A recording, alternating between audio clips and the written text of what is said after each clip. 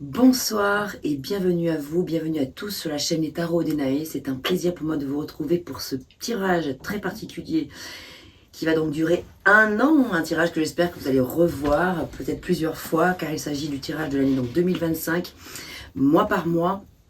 Alors je vais vous expliquer un petit peu comment ça va se passer. Je vais utiliser les 22 arcanes du tarot de Marseille, les arcanes majeures du tarot de Marseille, mois par mois, et je vais également utiliser l'oracle du cercle de mon amie Catherine Sorolla, une amie qui habite à côté de mon village, là où je suis, dans le Vaucluse, en Provence. Cette amie-là a réalisé cet oracle parmi bien d'autres, mais c'est celui-ci que j'ai choisi comme carte de synthèse pour l'année, en fait. Il s'appelle l'oracle du cercle, on est sur la roue de l'année, donc j'ai trouvé que celui-ci était très à propos. Catherine Sorolla, elle s'appelle, c'est donc mon amie qui est art thérapeute, qui est comédienne et metteur en scène également, et qui a réalisé de nombreux oracles, qui a fait un travail colossal sur le symbolisme totémique amérindien, et donc elle accompagne de nombreuses personnes sur le chemin de leur incarnation. Je vais décomposer ce tirage-là en deux parties. Il va y avoir une première partie avec, comme je vous l'ai dit, un tirage général avec un seul arcane majeur, et ensuite je recouvrirai chaque carte secteur par secteur dans le cadre d'une extension. Vous pourrez retrouver le lien et toutes les informations dans la description ici de la vidéo pour avoir accès à cette extension. Dans cette extension, nous irons explorer chaque carte que nous allons voir là, mais chacune dans le secteur sentimental, professionnel, vie intérieure, vie financière, etc. Et également les défis et les challenges. Donc il va y avoir deux parties. On y va tout de suite. Maintenant, je vais regarder donc pour quel signe je vais démarrer cette série. Alors ça commence bien. Je ne trouve pas mon petit... Ah si, oula, il est parti hyper loin. Là, le voilà. Tac. Pour quel signe je vais réaliser cette première guidance? On va le voir tout de suite. Ta ta ta ta ta ta ta ta. Les Verseaux. Bienvenue à vous les Verseaux, j'espère que vous allez bien. Je vais commencer par la synthèse. Pourquoi? Parce que ça prend beaucoup de place, parce que là je vais mélanger les jeux. Je vais mélanger le jeu et ça va prendre beaucoup de place sur ma table. Et maintenant, on y va. On coupe. Pour les Verseaux, pour l'année 2025, le message de synthèse, il est là. Ok. Nous allons maintenant disposer nos 12 cartes.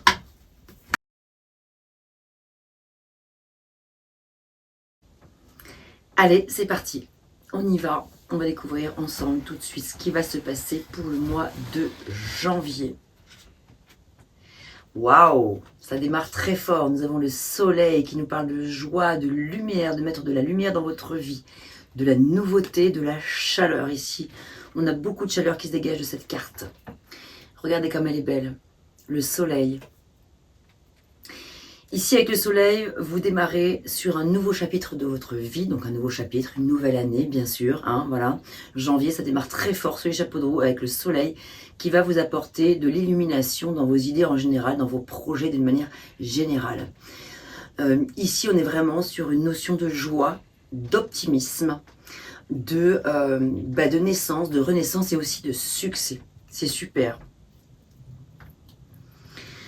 Le mois de janvier est un mois véritablement porteur de bonnes nouvelles, de victoire, de reconnaissance, de réussite peut-être sociale. D'une période également où sur le plan social, sur le plan de l'environnement social, ici, on est vraiment, on est à sa place, on est apprécié, on rayonne, on brille en fait quelque part. On est dans une énergie de séduction, mais pas superficielle, mais juste tout simplement, on rayonne en fait, de par ce qu'on est. Il y a beaucoup de charisme qui se dégage ici, dans l'énergie du soleil. J'avance, on y reviendra de toute façon, bien sûr, un peu plus tard. Au mois de février, Que se passe-t-il? Ah, la tempérance. Ici, avec tempérance nous parle de quoi? Nous parle d'équilibre, de patience. De patience par rapport à de nouveaux projets peut-être qui pourraient se présenter dans votre vie. Tempérance nous parle aussi d'estime de soi, de prendre soin de soi et de prendre soin des autres. C'est un mois où particulièrement, après avoir vécu, ressenti tout ce rayonnement, toute cette joie intérieure et cette joie extérieure où vous avez... alors attendez, parce que... Oh là, Tilio, là, c'est compliqué. C'est fou parce qu'ils arrivent toujours, ces chats, à passer entre les bougies sans se brûler, sans tout faire tomber. Enfin, je dis ça, j'espère que ça va... Je sais pas où est-ce qu'il va se caler, on va voir. Donc, tempérance, ici, nous parle d'équilibre, donc, de mettre de l'eau dans son vin, de prendre soin de soi et des autres, et de sa santé en général. Santé spirituelle, santé psychique, santé physique, santé morale, tout ce que l'on veut. Prendre soin de sa beauté intérieure aussi, être à l'écoute des autres et dans le partage. Avec tempérance, voilà. On a aussi cette notion de protection avec tempérance. Ici, le personnage sur cette carte est représenté par une femme qui a des ailes d'ange, donc qui parle de protection, elle est protégée. Elle est bénie en quelque sorte dans ses projets, dans ses actions. Elle fait des actions saines. Elle fait des actions qui sont bonnes pour l'entourage et pour soi-même. Elle est dans une énergie sereine, elle est dans une énergie de tolérance, voilà, d'apaisement général, de réceptivité. Voilà. Et puis, elle a un pied dans l'eau et un pied sur terre, ce qui signifie que ici, tout s'imbrique. Les choses s'imbriquent, elles sont dans une certaine forme d'harmonie. Au mois de février, l'harmonie est au rendez-vous. Les choses sont justes, équilibrées, équilibrantes, saines et solides. On est dans une énergie donc de modération, de bien-être en général, et on a cet ange gardien qui nous protège. Magnifique. Au mois de mars. Alors, au mois de mars, on est dans l'énergie du pendu. Je vous montre la carte. Avec le pendu, on est dans une énergie sacrificielle. On est dans le sacrifice de quelque chose, sacrifice de soi. Il y a quelque chose peut-être auquel on renonce, soit par choix, soit par nécessité, soit parce que ça s'impose à vous, voilà, soit parce que c'est vous qui vous dites là, je rencontre quelque chose dans ma vie, il y a une situation qui fait que de toute façon je n'ai pas le choix, je n'ai pas la possibilité de changer le cours des choses, donc mieux vaut être dans l'acceptation et peut-être dans le renoncement, dans la résilience, dans l'impermanence, c'est l'impermanence de la vie. Le pendu, c'est l'impermanence de la vie, c'est l'énergie de Bouddha. C'est une énergie qui est très spirituelle, on est dans l'acceptation de ce qui est. On accepte la transformation, on accepte de transcender les choses, de transmuter les choses en fait. On se dit que peut-être puisque nous n'avons pas le choix, eh bien lâchons prise. Donc le mois de mars est un mois où on lâche prise par rapport à pas mal de choses, probablement par rapport à l'environnement. Je vous ferai une autre roue de l'année prochainement où on ne sera plus là dans la notion de mois par mois, mais dans la notion de la roue astrologique où il y a des maisons qui sont incarnées ici, qui sont présentes.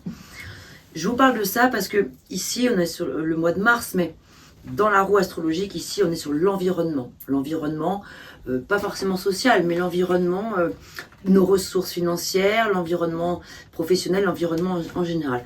Donc là, c'est vrai que si je voulais faire un petit lien avec la roue astrologique donc de l'année où on est en maison 3, qui correspond au mois de l'environnement, on pourrait aussi se dire qu'en mars, l'environnement avec le pendu pourrait être effectivement concerné, peut-être pour certains même impacté. Peut-être impacté. Il y a des choses ici, donc on nous invite à lâcher prise, à être dans l'acceptation de ce qui est et de ce qui ne peut pas être autrement. Vous n'avez pas forcément le choix, donc mieux vaut être dans l'énergie de la sagesse de Bouddha qui se dit « Ok, je renonce à telle chose ». Après, vous pouvez vous poser la question « À quoi je renonce si je fais tel choix? À quoi je renonce si je prends telle décision ?» À quoi je renonce actuellement dans cette situation qui peut-être se présente à moi. Je vais vous donner un exemple. Il peut y avoir un membre de votre famille qui est en mauvaise santé ou qui est en phase terminale peut-être, et du coup tous vos projets sont un petit peu mis de côté pendant un temps, donc en l'occurrence au mois de mars, parce que vous devez vous occuper peut-être de cette personne, de ce membre de votre famille, ou un ami ou une amie qui est dans une période de vie qui est compliquée, et qui peut faire que cette personne peut avoir vraiment besoin de vous, donc vous allez être peut-être obligé de remettre certains projets de côté, vos projets personnels, pour pouvoir y renoncer, donc pour pouvoir vous occuper de cette personne qui est en difficulté. Vous voyez, c'est un exemple. Mais en mars, il y a quelque chose qui pourrait se présenter dans votre vie où vous pouvez être amené à devoir mettre des aspects de votre vie de côté pour vous occuper d'autres personnes, ou d'autres projets, ou d'autres situations. Et tout ça, on le détaillera bien sûr dans l'extension. En avril, nous avons la force. La force qui nous parle de quoi? Qui nous parle de force, bien sûr, de courage, de force intérieure, de peut-être relever certains défis ou de faire face à certaines situations qui pourraient être un petit peu compliquées. On nous invite ici à faire preuve de force tranquille, de la maîtrise de soi. Ça peut nous parler d'endurance, hein, effectivement, la force, il va falloir peut-être se surpasser, faire preuve de courage, de discipline, de motivation, d'effort.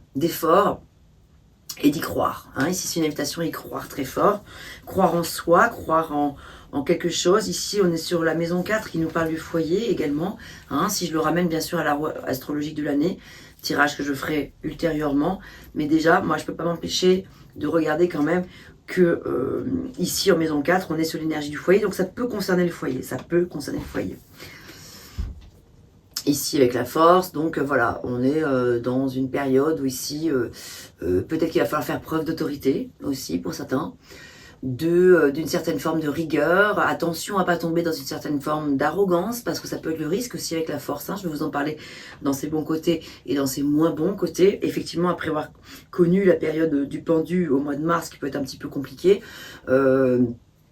soit on arrive à maîtriser, à canaliser ses émotions, ses pulsions, etc., à les dompter, à canaliser les choses en général, soit on n'y arrive pas, et si on n'y arrive pas, c'est vrai que ça peut se transformer carrément en une situation où on devient un petit peu dans la possessivité, on peut être un peu violent également, on peut être un petit peu trop rigide ou trop autoritaire, etc. Donc voilà, c'est une invitation ici au mois d'avril à faire attention justement à contrôler sa force, d'une manière générale. En mai, waouh! Place au calme, retour à la guérison, guérison émotionnelle, guérison avec l'étoile. Ici, l'étoile nous parle de waouh, de calme, de paix, de victoire aussi, de chance, de sa bonne étoile. On a sa bonne étoile qui est là. En maison, donc 5, on est sur le monde de la vie affective. Donc la vie affective au mois de mai peut être également concernée ici.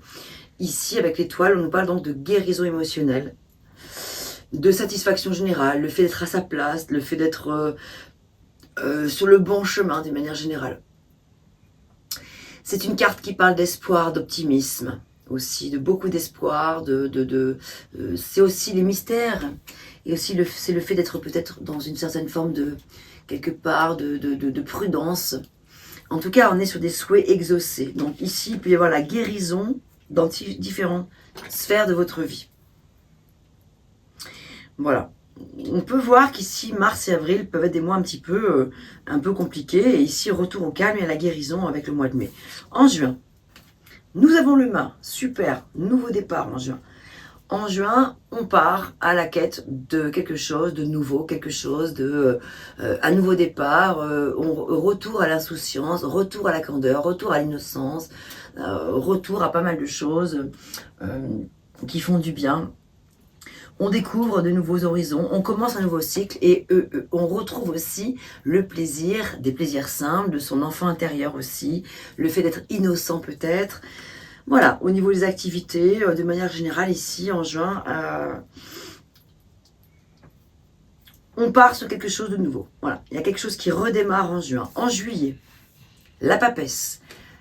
En juin, on est dans cette notion peut-être d'enseignement, enseignement du passé, enseignement des étapes vécues, On tire des leçons de choses qu'on a pu vivre, connaître. On peut être invité aussi avec la papesse à aller percer certains mystères. On est dans le monde intérieur, le monde des secrets ici, le monde de la spiritualité et de l'intuition. Donc au mois de juillet ici, c'est vraiment une invitation à écouter plus que jamais votre petite voix intérieure, à aller creuser certains secrets, à aller chercher en profondeur peut-être des choses pour se connaître davantage. C'est le fait peut-être d'aller vers un outil c'est la connaissance de soi ici dont il peut être question ici au mois de juillet. Aller découvrir des choses qu'on ignorait peut-être de son existence ou découvrir des choses parmi des proches. On est sur l'archétype féminin ici, un archétype féminin très présent. La papesse peut également nous parler de... Alors pour nous les femmes, ça peut parler, les femmes Verseau en tout cas, ça peut parler de petits désordres, comment dirais-je, des petits désordres sur le plan de la santé, sur le plan de notre féminité, vous voyez, quelques dérèglements. Ça peut parler de peut-être aussi prendre soin de sa santé dans des domaines de l'ordre de l'intimité, voilà, sur toutes les questions par exemple gynécologiques aussi, peuvent être ici concernés au mois de juillet. Voilà, avec la papesse. Il peut y avoir une période de froideur. En juillet, on peut être dans une énergie où on n'est pas dans les grandes élucubrations, voilà, les grandes, on n'est pas hyper... on est dans quelque chose d'assez intérieur, voilà.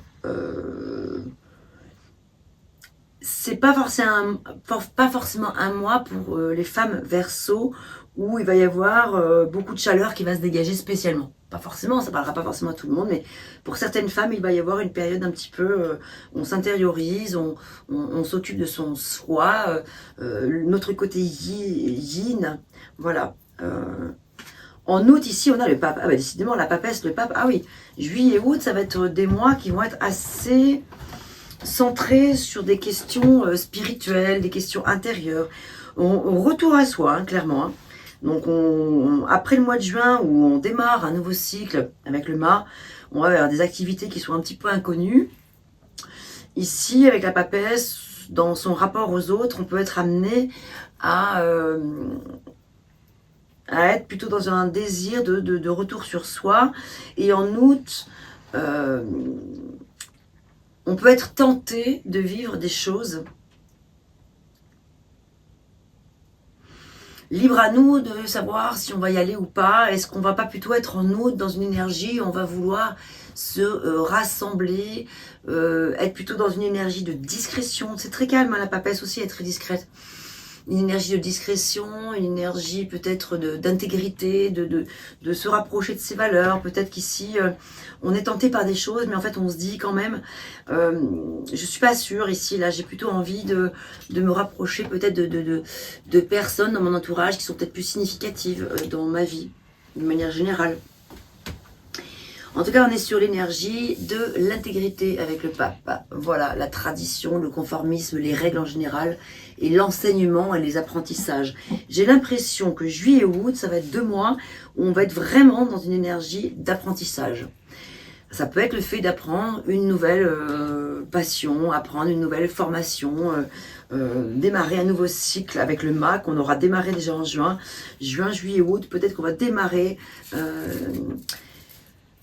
oui, un nouveau travail, un nouveau job, de nouvelles passions, des nouvelles rencontres. Il y a quelque chose de l'ordre de la nouveauté. C'est quelque chose qui va se passer dans une énergie très spirituelle et dans la sagesse.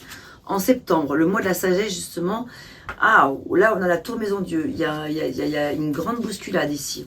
En septembre, ça bouge. Il y a des nouvelles importantes qui vont faire éruption dans votre vie en septembre très certainement. Des nouvelles bonnes ou mauvaises, ça on ne peut pas vraiment le dire, il faudrait vraiment approfondir pour le savoir. C'est dans le cadre d'un tirage personnalisé qu'on pourrait le savoir, mais avec la Maison Dieu quand même, c'est sûr, ça parle d'une petite tornade émotionnelle quand même. Hein. Donc ça peut être une tornade émotionnelle, un petit tsunami, ça c'est sûr, mais qui peut être une révélation, comme le fait de faire une rencontre incroyable avec une personne dans votre vie. une nouvelle rencontre amoureuse, ça va être un feu d'artifice d'émotion. Ça peut être ce genre de choses, hein, c'est un exemple. Et où on va vous inviter à faire quand même preuve de sagesse, parce qu'avec la tour de Maison Dieu, quand même, ça déménage. Hein. C'est quand même pas rien. Mais ça peut être aussi une nouvelle un petit peu importante quand même, fracassante. Même quelque chose qui viendrait de l'extérieur, qui viendrait chambouler votre quotidien. Quelque chose... la fin d'un cycle de quelque chose, ça peut être peut-être la fin d'un job, ça peut être une nouvelle sur le plan familial, quelque chose qui vient vous dérouter un petit peu. Bref, voilà, donc on verra dans secteur par secteur comment on va associer la maison Dieu au domaine sentimental, la maison Dieu au domaine professionnel, la vie intérieure, etc. Et quels seront vos défis au mois de septembre où il est question ici de faire preuve de sagesse. Ici, c'est la maison, donc 1, 2, 3, 4, 5, 6, 7, 8, ouais, 9. La maison 9, on est quand même sur l'énergie de sagesse, la maison 9 ici. Donc voilà, on regardera comment associer la sagesse par rapport à cette tour maison Dieu ici qui va venir frapper à votre porte ici. Où il sera question ici de venir se reconstruire après une épreuve, un moment un petit peu difficile probablement. En octobre, nous avons l'empereur. Ok. En octobre, on reprend le contrôle de la situation. Et l'empereur, il rigole pas. Hein. Là, on se remet un petit peu sur le droit chemin. Hein. L'empereur, c'est le droit chemin. C'est la droiture, c'est la stature, c'est la posture. Alors, l'empereur, il est très impactant, il est très influent. Ici, vous allez être dans une énergie où vous allez avoir besoin de remettre de l'ordre d'une manière générale dans votre vie. Remettre de l'organisation, remettre du pragmatisme. Pareil, alors comme avec le pape, on est sur la tradition, mais ici c'est plutôt la tradition, le côté le bon père de famille, voilà, celui qui va être le bon amant, le bon mari, voilà, donc à remettre dans le contexte de votre vie, selon que vous soyez un homme ou une femme, hein, on est sur une énergie, on parle d'énergie, avec l'empereur, voilà, on parle ici en tout cas de confiance, de loi, également ici, peut-être qu'ici la loi va être présente, au mois d'octobre. Il est possible que qu'il y ait la loi qui fasse son taf ici. C'est le côté il faut ceci, il faut cela. Il faut remettre de l'ordre, il faut avancer, il faut se remettre en marche, il faut reconstruire quelque chose. Vous voyez, l'empereur, c'est ça. Donc vous allez probablement être dans cette énergie de il faut quelque chose au mois d'octobre. En tout cas, vous allez devoir faire preuve de respect et d'autorité. Vous allez devoir vous faire respecter ici au mois d'octobre.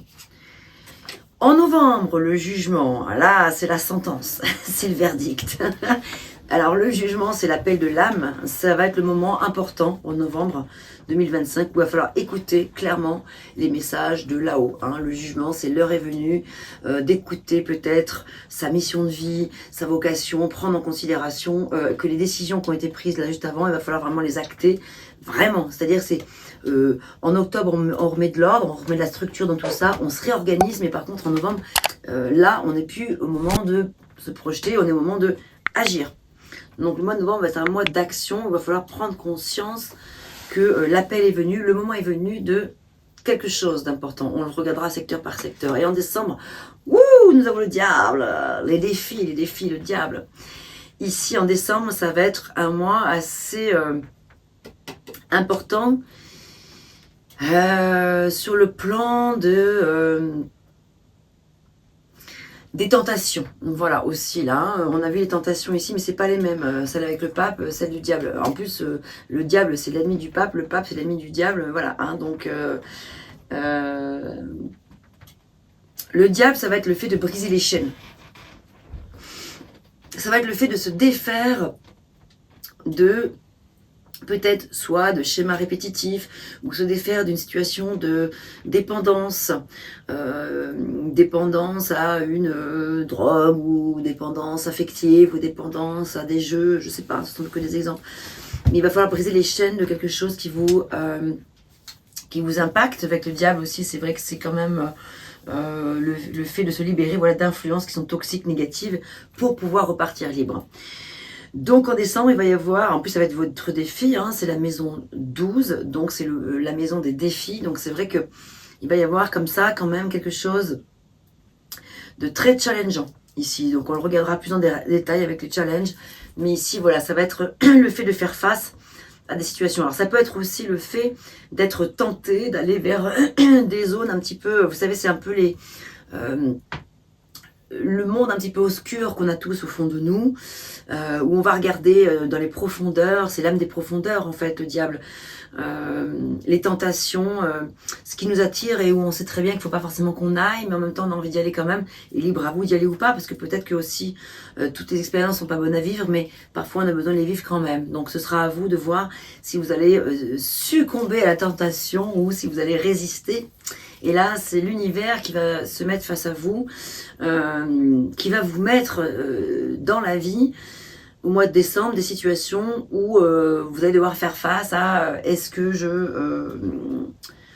j'accepte ou est-ce que je subis, est-ce que j'y vais ou est-ce que j'y vais pas, est-ce que je me laisse aller à mes petits plaisirs, à cette envie-là de aller explorer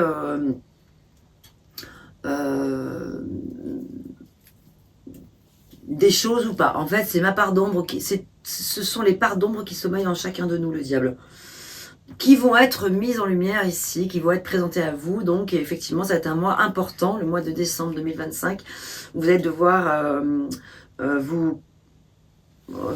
faire face à des situations, en tout cas, soit de se libérer de certaines dépendances, soit de faire face à des attirances, en sachant que ce sera plus ou moins bon ou pas pour vous, mais libre à vous de voir ce que vous en ferez. Voilà. Ok. En synthèse, avant de regarder donc l'oracle du cercle, la synthèse avec le petit moment de lecture que je vais faire, ici on va regarder avec le Rider Waite. Quel arcane? Est-ce que ce sera un arcane majeur, une arcane mineure qui va sortir ici en synthèse? Et de quoi va-t-elle nous parler?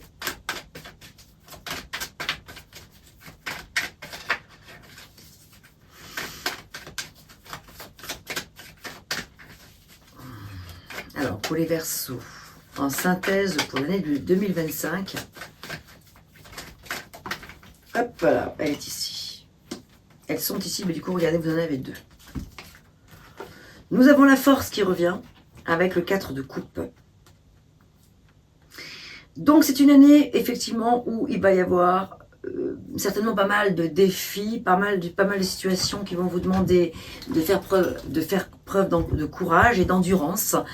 Il va falloir ici, dans cette année 2025, globalement, savoir accueillir les situations sur le plan notamment émotionnel avec le 4 de coupe ici, qui nous parle, c'est la carte de l'apathie, donc peut-être que aussi vous prenez beaucoup sur vous, ouais, c'est la sensation qui me vient, vous prenez beaucoup sur vous à tel point que vous n'accueillez pas forcément des opportunités qui pourraient venir de l'extérieur ou cette coupe que l'on vous tend de l'extérieur pour vous dire mais vous n'êtes pas seul, accueillez aussi peut-être l'aide d'autrui. Peut-être que vous allez avoir une épreuve à surmonter. En plus, regardez, on a sur le chiffre 4 et le chiffre 8. Le chiffre 8, c'est quand même 2 fois 4, 8. Donc, il y a quelque chose de l'ordre de la stabilité à mettre en place. Peut-être quelque chose, ça va être votre défi pour l'année 2025.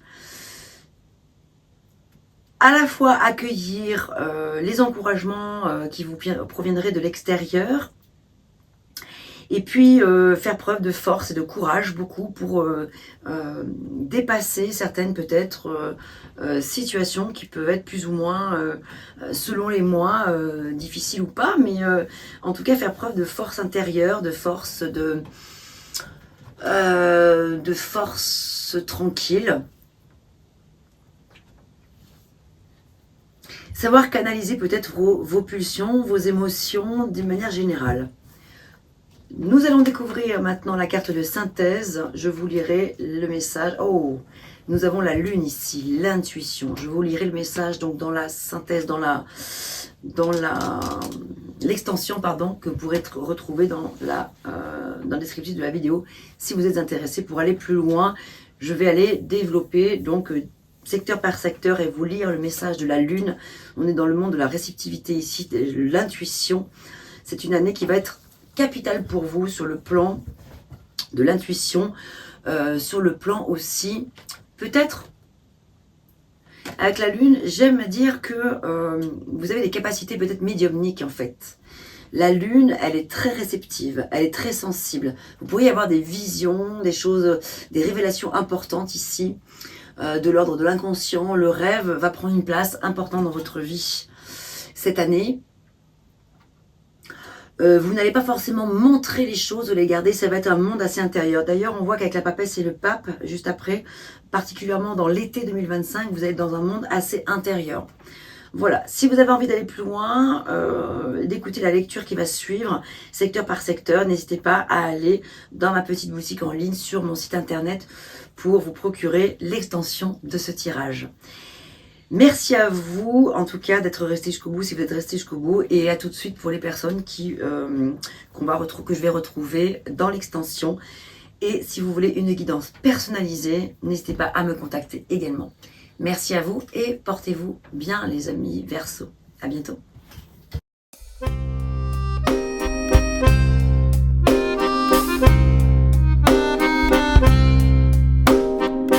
D'une page blanche, j'ai un peu comme le cœur qui flanche. Et sur l'air d'une chanson douce, simple petit coup de pouce, j'ai juste un petit peu besoin de toi. Oh manège, quel doux manège.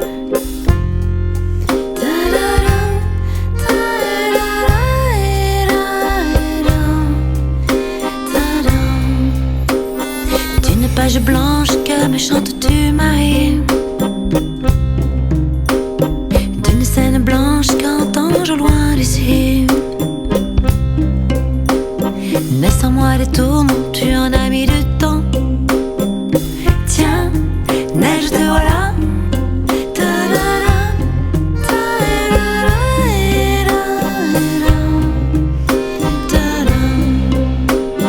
Douce maille douce, comment seras-tu vêtue? Une dame blanche serais-tu devenue? Du ciel tu tombes enfin. Tiendras-tu bien? Tiens, tu tombes bien? Câline-moi encore mon cœur si tu veux bien. Je t'attendrai encore jusqu'à l'été prochain. De ma page blanche et sur un air de je ne sais quoi, je t'écris cette chanson-là. Mais ce n'est pas n'importe quoi. Ma chanson-là, elle est pour toi.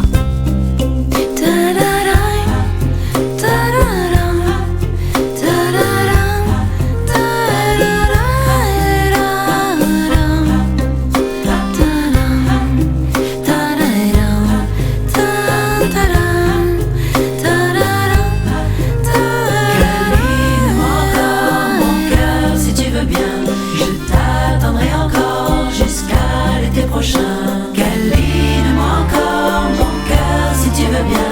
Je t'attendrai encore jusqu'à l'été prochain. Douceur coton, velours et blanc flocon. Neige que trop rêvé de toi, neige que trop attendue. M'aurais-tu neige entendue?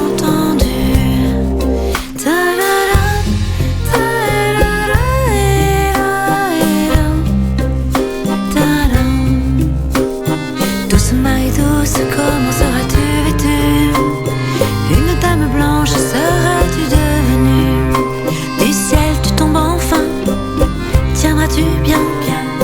Tiens, tu tombes bien? Douce main et douce, comment seras-tu vêtue? Une dame blanche seras-tu